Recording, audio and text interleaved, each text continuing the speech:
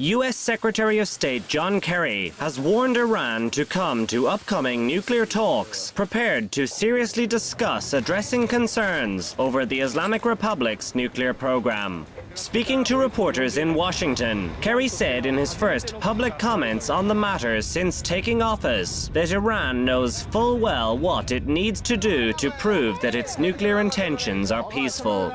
I want to underscore to Iran, the window for diplomacy is still open, and we have agreed to meet Iran again in 2 weeks in Kazakhstan. We've made our position clear. The choice is really ultimately up to Iran. The international community is ready to respond if Iran comes prepared to talk real substance and to address the concerns which could not be more clear about their nuclear program.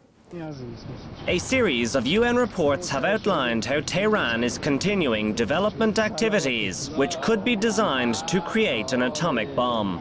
Tehran claims its nuclear drive is for peaceful purposes, but has failed to fully cooperate with international inspectors. Kerry reminded the Iranian leadership that President Barack Obama has taken no options off the table, including military force, to prevent the Islamic Republic from obtaining a nuclear weapon. We are prepared to let diplomacy be the victor in this confrontation over their nuclear program.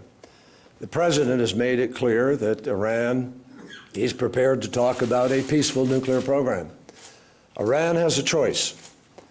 They have to prove to the world that it is peaceful, and we are prepared to sit reasonably and negotiate how they can do that and how we can all be satisfied with respect to the United Nations requirements in the effort to do that.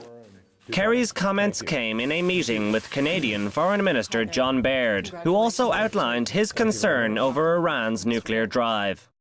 Canada shares the huge concern with respect to the potential of a nuclear Iran. We believe that beyond Iran's material support for terrorism, beyond their abysmal and deteriorating human rights record, the threat of a nuclear-armed Iran is the biggest threat to international peace and security.